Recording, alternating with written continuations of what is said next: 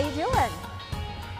I'm doing well, good. Just a little jet lagged. So, Yes. so if I'm falling asleep or talking nonsense, don't take it personally. I would like some nonsense. That would be great. If there's anything ironic or provocative you want to say, because you're well known for that. So let's just, off the top, talk about the Post article today. Good timing. Good timing, exactly. Pure coincidence, yeah. This was something you wrote, and it was in a group text, correct? Or a group that you talk to, that you present things. And one of the things you're known as is playing devil's advocate, doing long drawn out emails and stuff about being a contrarian debater. This is one of the hallmarks of you. In this one, you said, do we all get together for an hour in the morning on November 3rd and pray for Donald Trump will again become president of the United States? And then you were making some arguments about him. Talk about this in the thing, because I've gotten at least a dozen emails from your employees today. Well, yeah, I'm not surprised. First, I have to admit that I'm writing every day hundreds of text messages. It's really it's like an addiction, and some of them are very, provocative or joking, and but it is really like, I mean, I've in a way, for hungry kids that needs to be fed constantly every minute, and they are called WhatsApp, SMS, Threema, and Telegram, and Signal, and not Telegram. So, and this example shows that sometimes you need context in order to understand, because I wrote that text message, was not an email, I wrote that text message when I received the breaking news that the Trump administration is suing Google. And Scott, you know that was in a way my biggest worry over the last 1.5 decades. And so that was a moment when I think probably most publishers around the world thought this is a moment where we have to give credit to Trump. And but I think it is important to know that that was the context. It was in that situation, and definitely, of course, before the denial of the election results and before the storm of the Capitol. So I would never, and this is the serious part of it, I would never try to influence journalists or editors. And this culture is in our company so deeply rooted that that nobody would even think that could be meant like that. It was something that I wrote to 4 colleagues, close colleagues, and they basically responded with. And you were trying to debate issues over China, over tax reform, about NATO, et cetera, et cetera. Well, those are the topics that I care very, very much about. Those, I think, are the biggest topics of our times. All right, so the reason I want to ask about this is because you do love playing devil's advocate. I've had coffee with you, you're constantly pressing and things like that. And you talk a lot about pro-democracy and nonpartisan press. Talk a little bit about what you mean by that, because right now there's a lot of controversy in this country about CNN and going to the center, but there was, the thing about the Marines that went on for far too long with Biden in that speech. Talk about what you mean by that, because Bild has a very sort of more conservative bent. Other publications do not. So talk a little bit about how you think about what that means today, because trust in the press has declined rather precipitously. Well, I think in general, good journalism should always reflect and critically reflect politics, should never try to do politics, should never be in one camp. But we see, of course, particularly in the United States, but also in Europe, we see the trend of polarization. We see the trend of polarization that is amplified by a lot of media that think for a good cause they have to be in one camp, they have to basically support one political side or even a candidate. I think that is a big misunderstanding, and here is basically our main kind of assumption, and you could say here is our contrarian bet. We think that if almost everybody polarizes, the few who do differently will be successful. My idea is very much like Thomas Mann, who once said, if everybody leans in a boat to the right, I lean to the left. If everybody leans to the left, I lean to the right.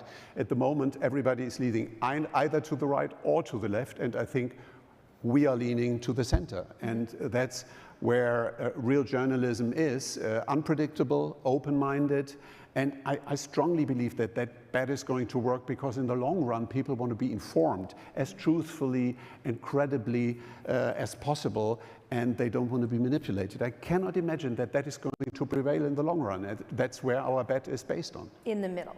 Go ahead. So polarization, hyperinflation, weaponization of media. I'm not talking about the US, I'm talking about Germany in the 30s. And you're a student of German literature.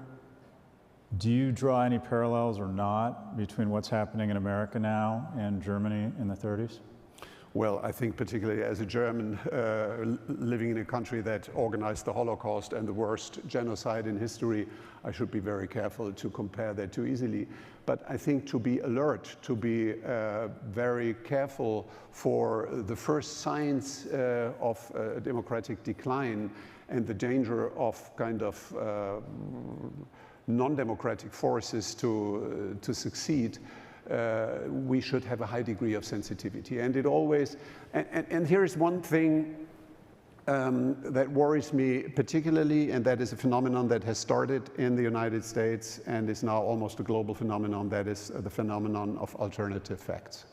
I think if facts can be interpreted in a subjective manner, and each party, each person takes its own facts and denies facts, then we lose the fundament of democracy. Why? Mm-hmm. Because only if we have facts as a common basis, we can disagree, we can agree, or we can find a compromise. Only if we have facts that are accepted, we can make decisions. We can make decisions in our daily lives, but also in elections. And that is the basis of democracy. If that goes away, I think that is really poison for democracy. And I see that trend with great danger. On top of that, we see the rise of autocrats, we see the rise of democrats. This is for me the topic that I care most about. I'm actually at the moment writing a book about that. It's about the kinds of how to save democracy from dictatorships, because I think it is truly a real danger. 16 years in a row, we have seen a decline of democracy, and more countries are downgraded from free to partly free, or from partly free to free by Freedom House. This is unique in post-war history, and we should take that very seriously. So then how would you stay nonpartisan in a situation like that, when you have one party which is talking about the election lie, which you now apparently can't say on CNN because it's not center enough? No, I agree. So if a party or a person is basically denying or destroying the fundamentals of democracy, which is for me rule of law, and human rights, and the integrity or the role of the institutions of a democratic system, then it is not about being nonpartisan, then it is about defending the fundamentals of democracy. This idea of nonpartisan is simply that what I try to explain, that I think good journalism should always be unpredictable. We should be critical to everybody. We should never somehow see ourselves as a supporter, because that's activism. That's the opposite of journalism. Journalism cannot be predictably one-sided. Mm-hmm. You can, in one piece, in one commentary, you can be very, and you should be very outspoken, otherwise it's totally boring. Mm-hmm. You should take sides in one text, but not in a publication, or even worse, in a whole publishing company. I have never been a party member, I've never supported a party, never supported one politician. I have my views, they may change on a daily basis, but those are personal views. I'm taking pride that in our company there is a culture of freedom. Everybody says what she or he thinks and wants to say, and I worked hard that not everybody is saying what I think is right. So this idea of contrarianism is something that you are a little proud of, right? The idea of being contrary. Sometimes yes, I think sometimes my best business decisions are... Here's my theory, is it sometimes it's just being an asshole. See, that... I like that sometimes, I admit that. No, but you know, I think it is almost like a democratic muscle training, because if there is too much consensus, I think the role of journalism is to show the other side of the coin. If everybody agrees, the only interesting thing is to say, perhaps it could be slightly different. I think that's an intrinsically journalistic instinct, and also the role of good journalism. On top of that, it may be also a personal thing. I think conversations get too boring if they are too consensual. So you said, and I imagine at some point we'll start talking about business, but I can't get off of World War II. Okay. you said recently that Europe took the wrong lesson away from the Third Reich, and that lesson was that there shouldn't be military intervention. As a pretty powerful voice in Germany, what would you advocate as the correct response to what's happened in Ukraine? Well, I was very moved by that moment when President Zelensky was speaking to the German government and described what happened, and basically he also said very explicitly that he was so far disappointed by the lack of real support in Germany, words and speeches, but no concrete military help and strategic help. And then he said, your famous sentence, never ever again, I can't take that seriously. And if it really matters, I think we need more than words. And the war in Ukraine has shown that in an almost kind of historic manner. The war has started latest in 2014 with the annexation of Crimea.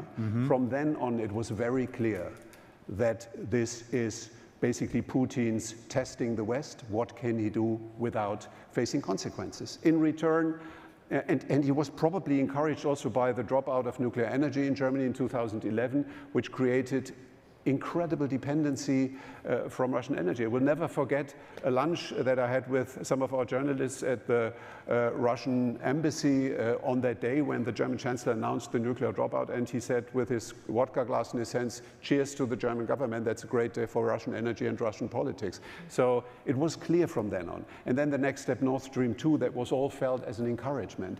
And that unfortunately led to this terrible war. And I think the only lesson should be we should not look away if genocide happens, if war crimes happen, and we should defend our common values of freedom and democracy, which are at stake in this conflict at the moment. All right, let's get to the business part. I want to talk about your theories of acquisition in the US. You bought Business Insider, Morning Brew, Politico, you almost bought Axios. Talk about why you were thinking, and I want you to start going back to 2014 when you wrote that letter, and when it was unusual to see someone speak out so strongly against Google at that time. So can you start with that, and then talk about why you moved into heavy digitization, buying properties like that? What is your theory of the acquisitions? Can I talk first about the acquisitions and then go back to the Google and platform thing? It is related, of course, but I think the underlying conviction is that the best times of journalism are yet to come. We may have seen the golden times, the platinum times will come, and this will be the digital times. I think the only reasons why digital journalism is going to be better than analog journalism ever was. We have unlimited space, we have unlimited time and no deadline, we have access to intelligence of our users, we have access to all aesthetic forms of storytelling from video, audio, text, and can combine that creatively.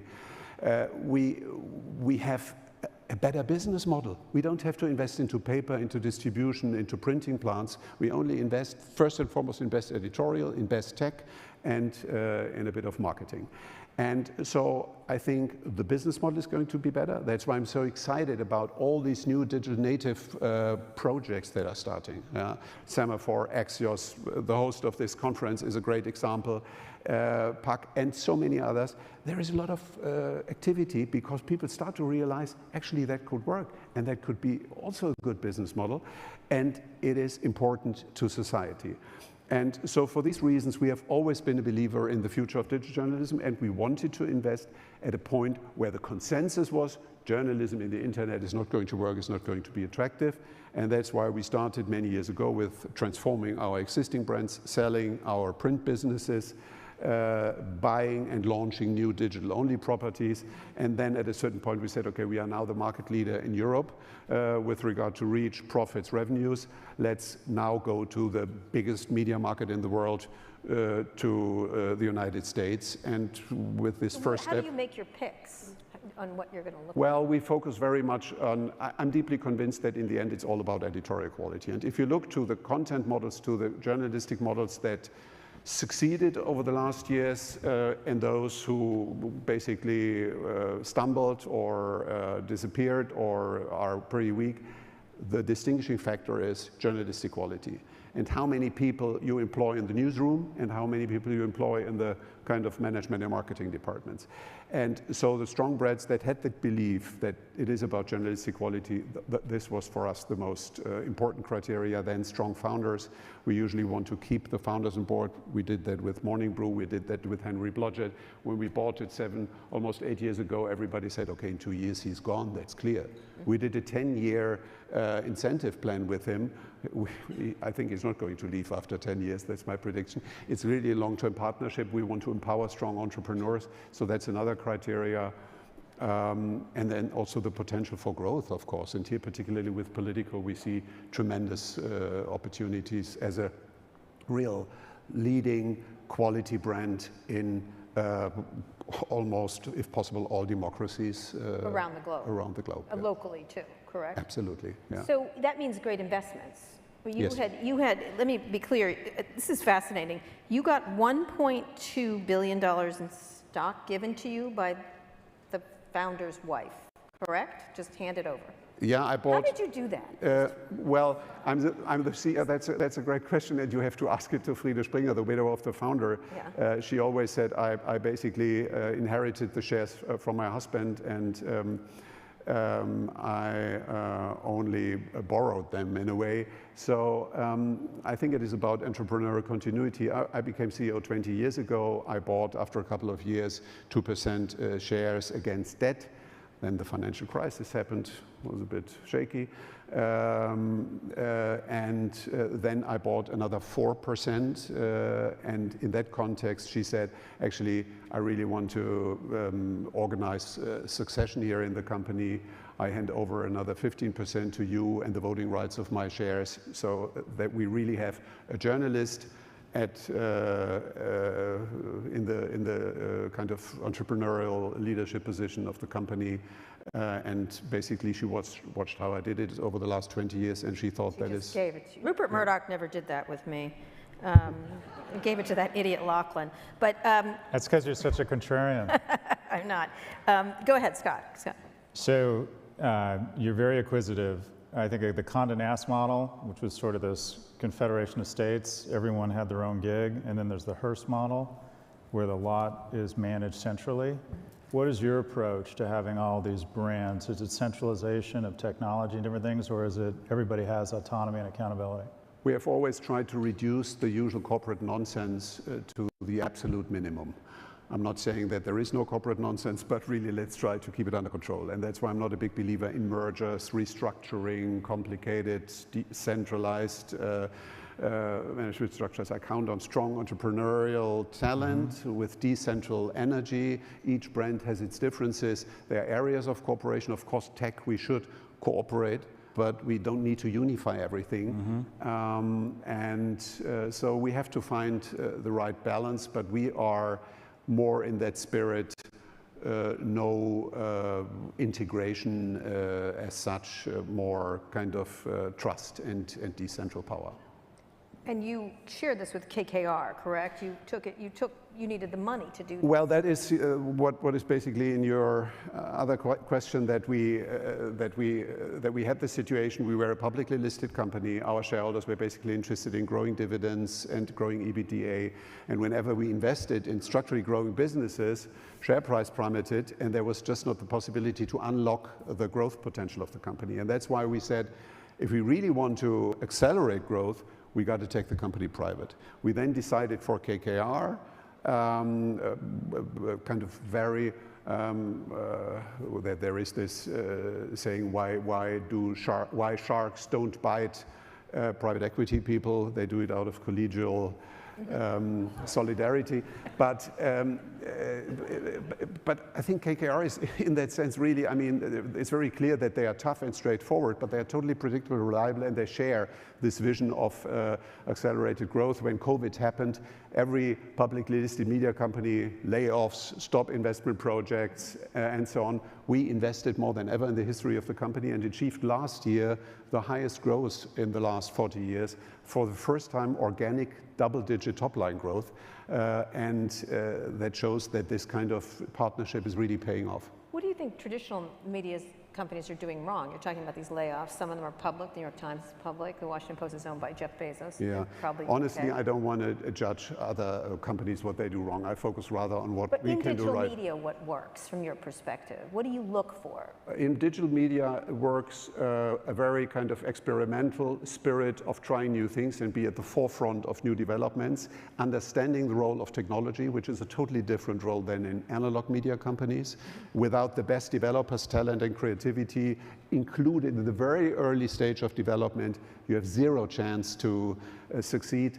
And then, of course, this belief in editorial quality. I think those are the decisive factors. And then, which may bring us to the role of the platforms, we should also, in a kind of self-confident way, fight for a level playing field that we really can succeed in a kind of lively competition and not being the servants or the slaves of some dominating platforms that are abusing their market power. What has happened since 2014 when you did attack Google, Eric Schmidt? Yeah, it was in a way, I found it pretty obvious to describe the dangers from this kind of abusive behavior of Google and other platforms. What it really did, it opened other people's mouth. I was just the first to risk to say it publicly, and I think since then a lot has changed, and at the moment we see that the growing headwinds of the platforms are transforming into tailwinds of the publishers and creative industries, also music and film.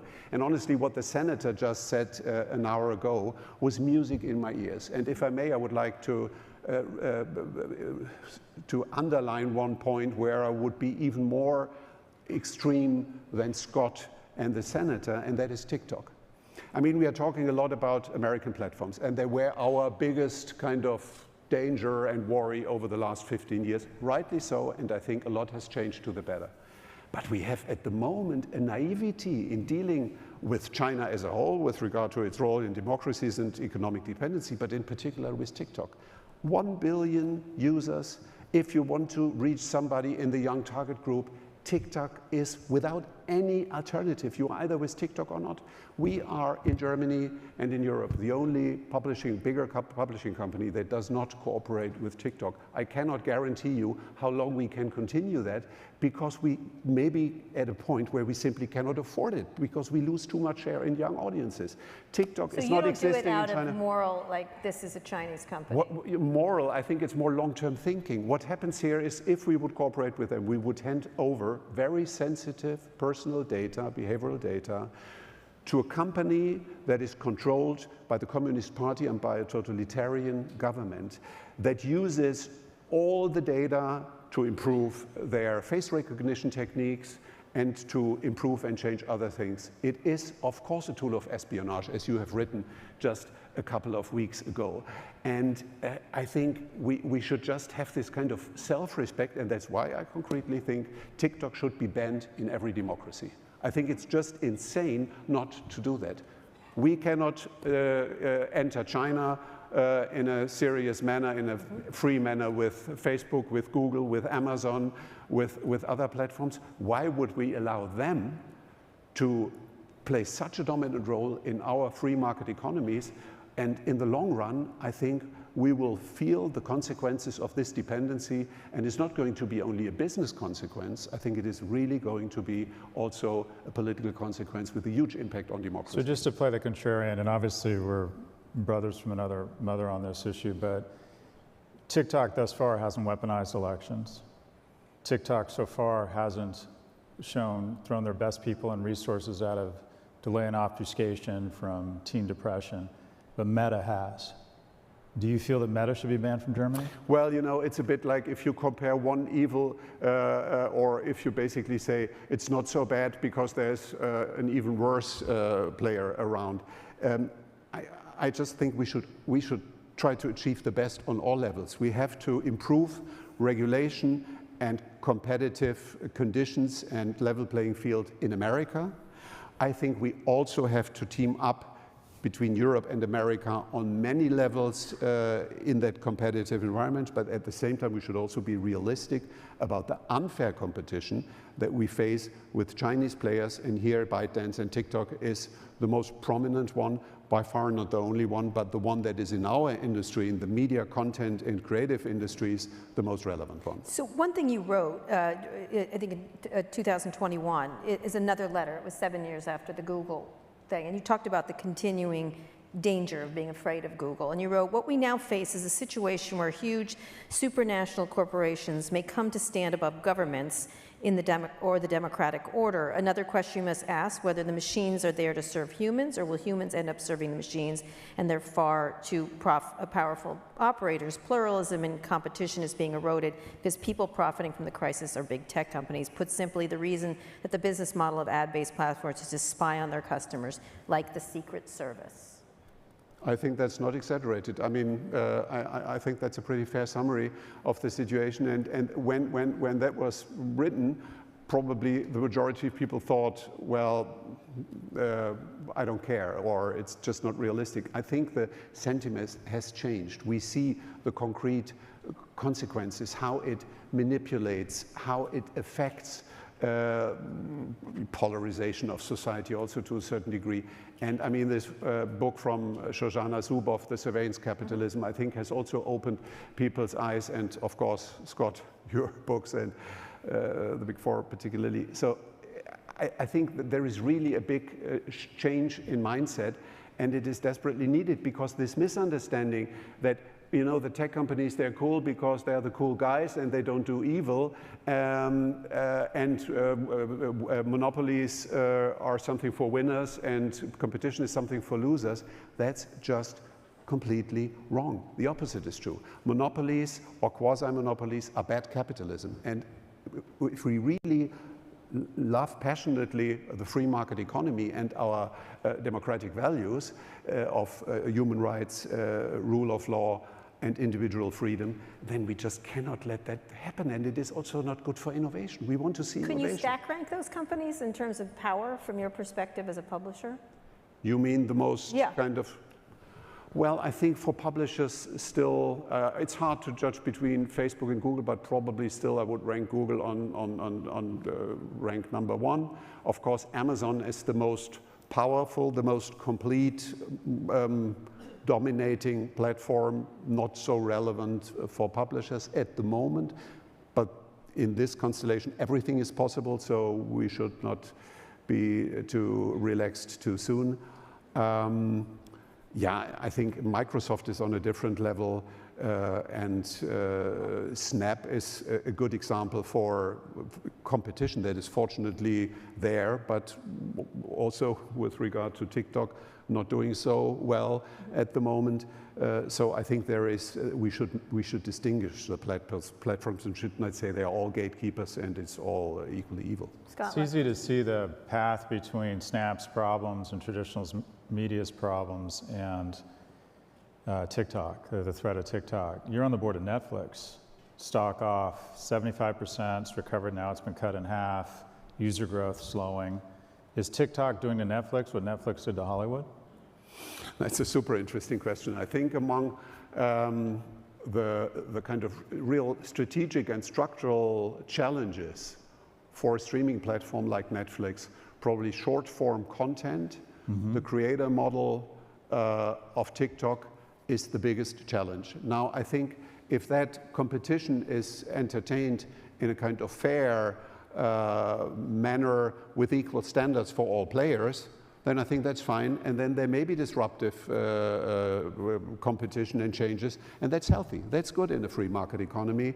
But if one party is basically the player of an authoritarian form of state capitalism, then it's different. And if we look to one number in that context on a broader scale of things, since the year when China became the full member of the WTO, and basically today, so over the last 20 years, the contribution of the United States to the world GDP went down from 30 to 25%. The contribution of Europe went down, I think, from 22 to 18%. And the contribution of China went up from 3.5 to almost 18%. Now, we see who is the winner. And the reason why that is the case is that for China, totally different standards applied in the WTO. They could basically do whatever they wanted, and there was no idea of reciprocity or we can do in China what you can do in our countries. No. And I think this kind of masochistic approach is naive and dangerous, and TikTok is a good example and shows us why we've got to change that. And that's why I'm advocating a serious initiative that democratic countries should ban it, and then that stimulates innovation and competition among the existing players. Okay, one last question, because I think I'd be remiss if I didn't ask it. It's been a while since the scrutiny over your editor of Bild. Is it Julian Reichert? I'm going to pronounce it mistrained. How do you look at that? Is it almost a year later? Do you regret how you handled that situation? And management of running a company has changed quite a lot. Given the knowledge that we have today, yes, he lied to us, and we let him lie to us, and we trusted him too long. That is a learning. Indirectly, you could say, out of this really, really very bad experience. It's one of the worst experiences, particularly if I mean, for all the people who suffered from that, it is terrible, and that we really that we trusted somebody whom we shouldn't have trusted. This also created, in a way, learning experiences that I think have improved the company big time. Culture. We have implemented really cultural changes. We have implemented a rule in dealing with relationships at workplace, which play a very good role.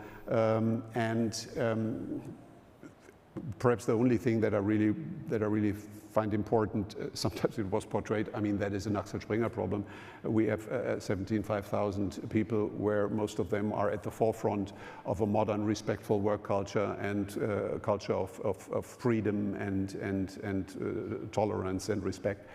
And that should be not discredited by such a case. So it is important what we learn from that. I think we have learned a lot, and we are getting better every year. You learn. You said we a lot. Well, I think I tried to say that. I think trust is very important, and I expect that people, I try to be always direct and honest with people, so I expect that they're honest with me. If somebody whom you trust is dishonest to you, that is not only his or her mistake, it is also your mistake, because you let that happen. So I think that is my biggest learning, that I should be more cautious, and that sometimes you also need to develop a healthy skepticism at an earlier stage. Okay. Questions from the audience? Questions? Go right here. Hey, Mathias, thank you so much for being here. You don't know this yet, but you're going to want to buy my company very soon. Okay. Cool. My name is Alejandro Navia. I'm the co-founder and president of NFT Now. We're the #1 trusted Web3 media company building Web3 infrastructure technology. We should really talk. Yeah, absolutely. I have a question for you. What do you think the future of tokenized media looks like, and what role will privacy play in the future of media? That's super interesting. I think really blockchain has incredible potential to protect privacy. It has a tremendous potential to establish new models of ownership and participation in media. You could almost call it a potential new form of subscription. It also can play an important role in authentication, and in that sense also a role in the fight against false and fake news. So those are just some spontaneous aspects where I see tremendous potential. I think for us as a company it is absolutely important that with regard to Web3, metaverse, blockchain, where some people are saying, well, it's just buzzwords and the bubble will burst and so on, I don't care. I mean that this is a game changer with regard to consumer behavior, and with regard to aesthetics, and that it provides opportunities is for me very clear. And I really want to be at the forefront of these developments, and that in a kind of very experimental manner, not talk too long about whether it works or not, just try it, and if it works, continue, and if not, pivot or stop. So that is the spirit in which we would like to entertain that. Yeah, we should definitely talk because we're not at the cutting edge, we're the ones cutting the edge. Oh, so we cutting the edge. Great. Totally cutting the edge. Go ahead, right here. Nice work. I get a VIG, but go ahead. Mathias, Travis Katz. I wanted to go back to the topic at the beginning about the purchase of Politico and the idea of creating a sort of centrist publication not being politicized, and how you actually imagine going about that in the American context, where today the idea of truth and fact is actually the fault line along which things are politicized. So things like, was there massive election fraud? Factually, there's not, but reporting that makes you a partisan. So part of the strategy has been to say people that report things that contradict us are being partisan. So, and similarly, it's not like taking a library book out, sir. Yeah. So how do you think you can be factual without being perceived as partisan in the American Very good context? question, Travis. Yeah. So first of all, the distinction between facts and opinions helps. So if you say 1 + 1 is not 2, but something else, you may find a creative answer and could say 1 + 1 is 11. But that's mathematically wrong, and we should agree on that. And 11 is a creative provocation, but not a truthful fact. So the distinction between facts, undisputable facts, and views and opinions should be very clear. In general, I think in order to avoid a misunderstanding, there is no neutral journalism. That does not exist. Who claims that we know the truth is already lying, because nobody owns the truth. The only way to entertain that is to try to get as close to the truth. And by the way, for a society, the safest way to be truthfully informed is to have competition, and with that, a variety of sources. But within each source and within each article, there is a human element, and with the human element, a certain bias. Nevertheless, the general idea to try to be unpredictable, to be open-minded, to be independent, and to not be an activist, but to really try to find the truth. What do you do though when one side is absolutely gaming you? Like it's a gaming situation, like the election is a lie, I believe that. Yeah. Versus it's not. And then when you say it's not, oh, well, you're a Democrat, you're a partisan, you're a liberal. You get drawn into a game that you can't win in a journalistic sense in a lot of ways. And then you keep proving over and over and over and over again the same thing, but it doesn't matter. They move to the next lie, really, pretty much. The Lugan-Presses strategy. Yeah, it's a great strategy. It works really well. No, but I agree with you that there is a degree of ruthlessness in simply questioning obvious facts with which it is really hard to deal with. Right. That's why I think in the long run, the credibility, particularly of journalists and media brands, is so important that at a certain point, simply people say, okay, this is the third, the fourth, the seventh investigation. Here are the proofs, the facts. Here is transparency about how it has been done. I now believe that, and that is acknowledged to be a fact and not an opinion. So, but in the end, I'm fully aware, as I said already, that this is at the moment, it looks like an almost naive contrarian bet, because the trend is exactly the opposite. And with the functionalities of social media, we reward exactly the opposite. The more extreme a statement is, the more punchy a headline is, being it truthful or not, the higher the traffic is that it generates, and with the higher traffic, the monetization gets better. So the incentive is wrong. And that's another element where I think we can change something.